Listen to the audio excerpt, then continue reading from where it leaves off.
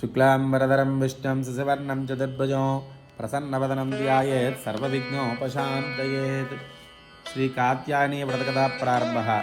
పూర్వకాలమున పరమ పవిత్రమగు నైమిసారణ్యమున సౌనికాది మహర్షులందరూ కూడా బహు పురాణములు ఎరిగిన వ్యాస శిష్యుడగు సూత మహర్షిని గాంచి భక్తితో ప్రణమిల్లి, ఓ మహర్షి, నీవెన్నయో పురాణములు వినిపించితివి, మరియు సందర్భానుసారముగా వ్రతములు వ్రత మహత్సములను తెలిపితివి. నీవు మా యొక్క సంశయములను పోగొట్టు మహనీయుడువు. చతుర్దశ భువనాధీశుడైన ఈశ్వరుని యొక్క మొదటి భార్యకు సతీదేవి తన తండ్రి యొక్క దక్ష ప్రజాపతి యజ్ఞగుండమునబడి దేహత్యాగమునంచింది కదా. ఆ విధానము జరుగుటకు కారణమేమిటి? ఈశ్వరుడామను రక్షింపలేకపోయినా, లేక సతీదేవి యందు అనురాగము లేక మౌనముగా ఊరుకుండునా? ఈశ్వరునికి భార్యా వియోగము ఇట్లు సంభవించును.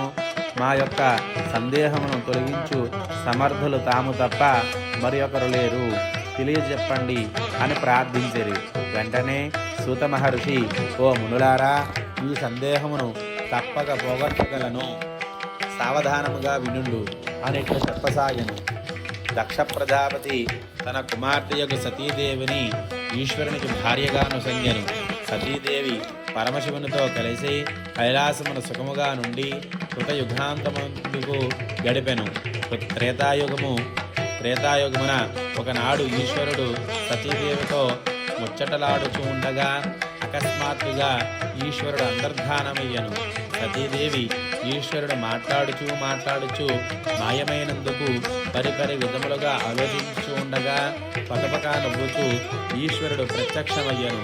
సతీదేవి పరమశివుణ్ణి గాంచి, ఓ నాథా, మీరెచ్చటికి వెళ్ళిరి, ఎందుకు నవ్వుచూ ఉన్నారు? నేనేమైనా తప్పు మాట్లాడితినా అని ప్రశ్నించుడు. వెంటనే పరమేశ్వరుడు, ఓ సతీ, నాకు విష్ణువు తండ్రి వంటివాడు, నేను అతనికి తండ్రి వంటివాడును. మా ఇరువురకు ఏ విధమైనటువంటి అంతరమును లేదు. ప్రస్తుతము శ్రీ మహావిష్ణువు భూలోకమున శ్రీరామునిగా అవతరించి పితృవాక్య పరిపాలనకై తన భార్యకు సీతతోను సోదరుడు లక్ష్మణుతోడను వనవాసమునకై వెడిలి పంచవటీ తీరమున పర్ణశాల నిర్మించుకుని నివసించుచూ ఉండెను. మన భక్తుడైనటువంటి రావణుడు మాయోపాయముచే సీతను అపహరించి లంకకు తీసుకుపోయెను. పర్ణశాలలో సీత కనిపించగా శ్రీరాముడు ఆమెను వెతుకుచూ ఆ అడవి అంతలో కూడా వెతుకుతూ ఉండెను. సీతనెందుకు కూడా కనిపించకపోయేసరికి శ్రీరాముడు సీతా వియోగముచే కుమిలి మతి తప్పి ఆ అడవిలో కనబడ్డ పక్షిని, మృగమును, చెట్టును, పుట్టను, రెమ్మను, పుష్పమును సీతను చూచినారా అని ప్రశ్నించుచూ పోవుచూ ఉండెను. ఒకచోట పాడుబడ్డ శివలింగమును గాంచి శ్రీరాముడు ఎలుగెత్తి, పరమశివ, నా సీతను చూచితివా అని ప్రశ్నించెను. నా తండ్రి యగు విష్ణువు కేక విన్నంతనే నేనక్కడికి వెళ్ళెను. శ్రీరాముడు ఎదుట నిలబడితిని, కానీ మానవ రూపంలో ఉన్న ఆ మహనీయుడు నన్ను చూడనట్లుగానే ముందుకు వెళ్ళెను. మానవ నేత్రములతో దేవతలను చూడలేరు కదా. అందుచే మాయామానుష రూపధారియకు శ్రీరాముడు నన్ను చూడనట్లే నటించి ముందుకు పోయినందులకు నేను నవ్వుచూ ఉంటిని. ఇది ఇందుకు తప్ప మరి ఏ కారణము లేదు సుమా అని పరమశివుడు పలుకను. ఆ మాటలు విన్నటువంటి సతీ, ఓ నాథా, నీ మాటలు నమ్మసత్యంగా లేవు. శ్రీ మహావిష్ణువు రామునిగా అవతరించి భార్యా వియోగముచే మతి తప్పుట ఏమి? రాజులకు అనేక మంది భార్యలు ఉండేవారు కదా. సీత కోసమని రాముడు పిచ్చివాణిగా సంచరించుచున్న ఇది నమ్మసఖ్యముగా లేదు. వీరు కళ్ళబొల్లి మాట్లాడుచుండరి.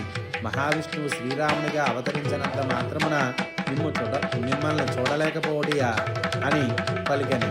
వెంటనే శివుడు, సతీ, నీవు నా మాటలు నమ్మని ఎడల నీవే స్వయంగా అక్కడికి వెళ్ళి ఆ రాముని సీతావియోగ బాధను కన్నులారా చూసిరమ్ము అనెను. నీకంతయు బోధింపబడగలదు అని చెప్పెను. వెంటనే సతీదేవి, నాదా, నేను రామునిని పరీక్షించి రాగలనని పలికి అదృశ్యమై పంచవటీ తీరమున శ్రీరాముడున్న ప్రాంతమునకు వెళ్ళి ఆ శ్రీరామచంద్రుని సీతావియోగ బాధను కన్నులారా చూసి చెవులారా అతని ఆక్రాంతములను విని సందేహాస్పదమైన ఆ రాముని పరీక్షింపదలిచితిని. నేను సీతగా మారిపోవాలని తలిచెను. వెంటనే సతీదేవి సీతరూపము పొందెను. అదే సమయమున కైలాసమునందున్న శివుడు సతీదేవి శ్రీరాముని ఏ విధముగా పరీక్షించినో తెలుసుకోవాలని తలంచి రహస్యముగా ఆ ప్రాంతమును చేరి సీతామహాదేవిని కాంచి కన్నులు మూసుకొని చేతిలోకి నమస్కరించి మరలా చూడగానే నాన్న శ్రీరాముని అభిముఖంగా పోచూ ఉండెను. అప్పుడు శివుడు నా తల్లి నా తండ్రి చెంతకు పోచున్నాడనేటువంటి సంతోషంతో సాగెను. ఇంతలో శ్రీరాముడు ఆమెను కాంచి వెంటనే ఆమెకు నమస్కరించి, ఓ జగన్మాత, నన్ను మోసగింపదలిచితివా? నాకు నా భార్య తప్ప మరి ఒక స్త్రీ స్వస్వరూపములో కనబడును అని పలుకెను. వెంటనే సతీదేవి తన యొక్క నిజరూపమును పొంది, రామా, నిన్ను పరీక్షించుటకై నేను సీతారూపం పొందితిని. నీ సీత ఎచ్చటనున్న మహాసాధ్వేయి ఉండగలదు అని పలికి అదృశ్యమయ్యెను. శివుడు కూడా జరిగినదంతయు కూడా తెలుసుకుని సతీదేవి కంటే ముందుగానే కైలాసమునకు వచ్చి ఏమయో తెలియని వాడవలే మౌనంగా ఉండెను.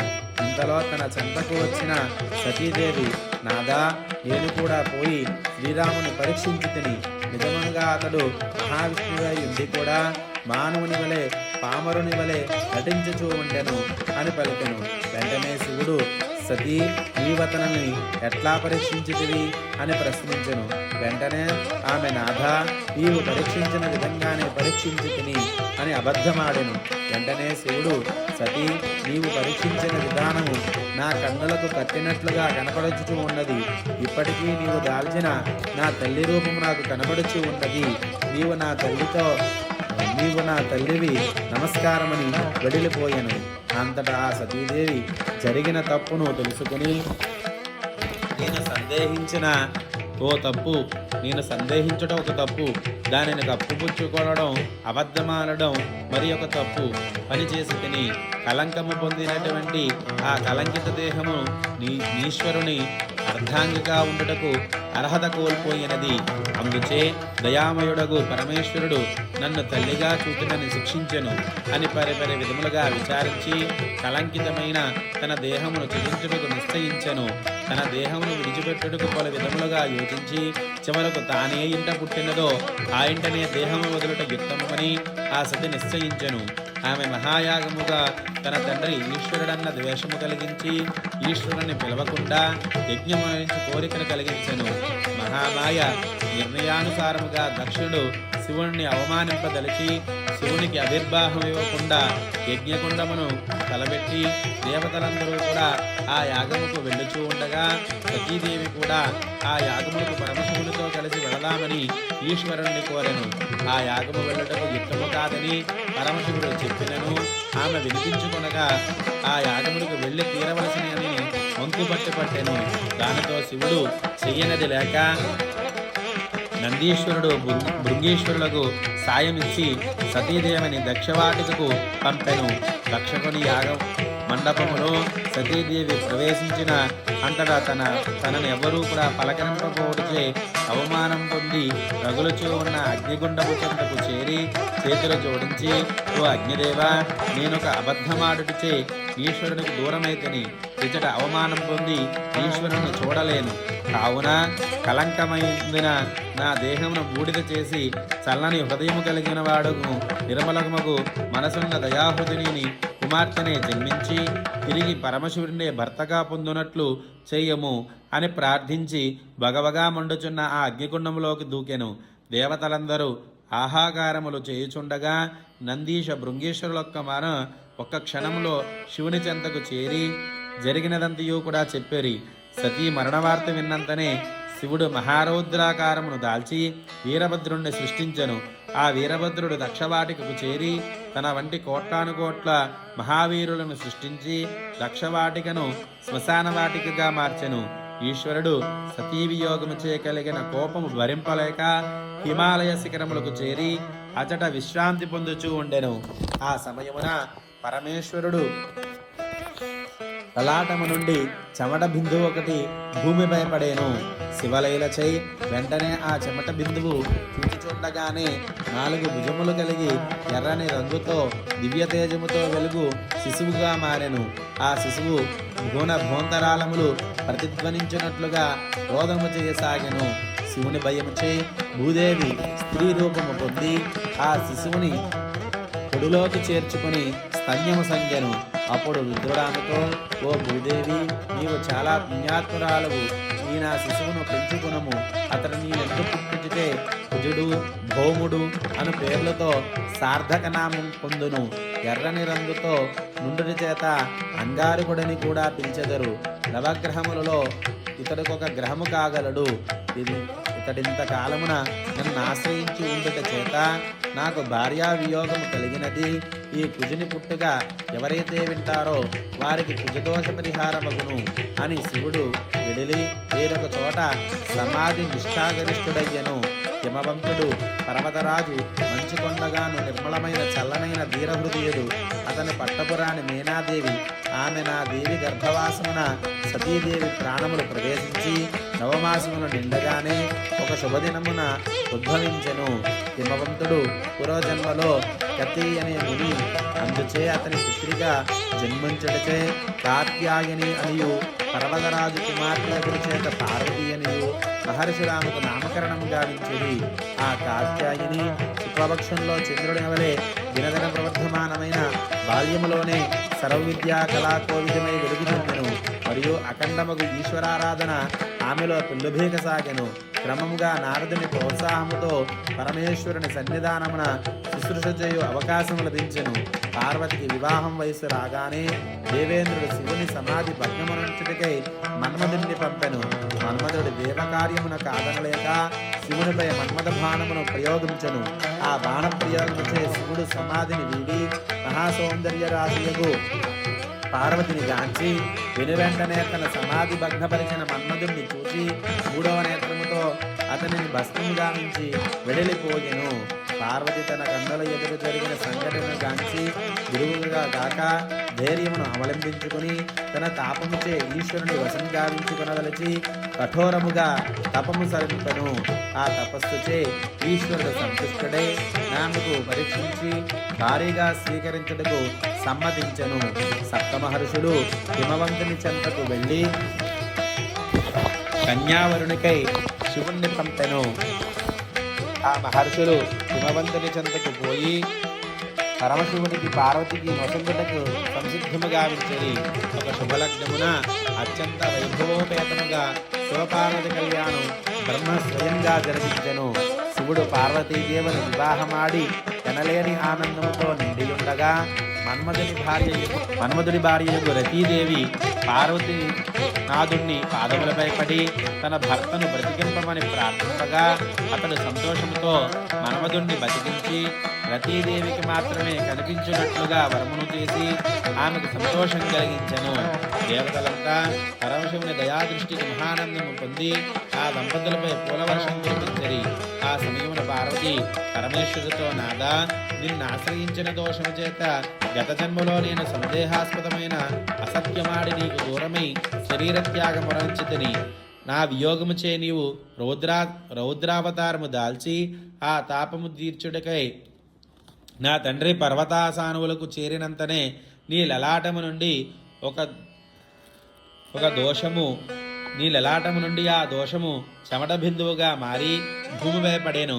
వెంటనే ఆ బిందువు శిశువుగా మారి రోదన చేయుచు ఉండగా భూదేవి ఆ శిశువునికి ఒడిలోకి తీసుకుని స్తన్యమొసంగి పుత్రునిగా స్వీకరించెను. ఆ సమయమున నీవు ఆ శిశువునికి భౌముడని సార్థక నామము పెట్టి నవగ్రహములో అతనికి ఒక స్థానము సంగితివి. ఆ కుజుడు నిన్ను వీడి నాకెంతయో మహాదానందం కలిగించెను.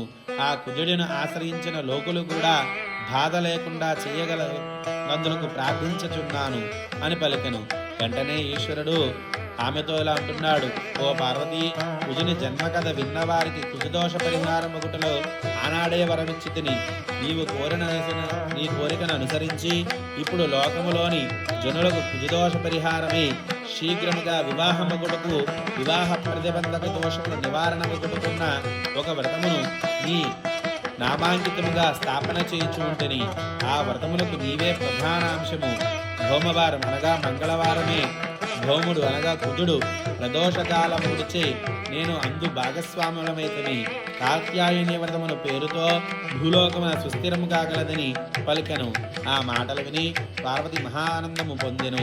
పిదప పరమేశ్వరుడు ఆ పార్వతితో ముక్కోటి దేవతలు వెంటరాగా కైలాసమునకు చేరెను అని సూత మహర్షి సౌనికాది మహామహులకు పిలిపించెను. మహర్షులారా, ఓ మహనీయ వ్రత విధానము మా సందేహం తీర్చిదివి, కానీ కాత్యాయని వ్రతం గురించి సవివస్తరంగా వివరంగా తెలియజేయము అని ప్రార్థించిరి.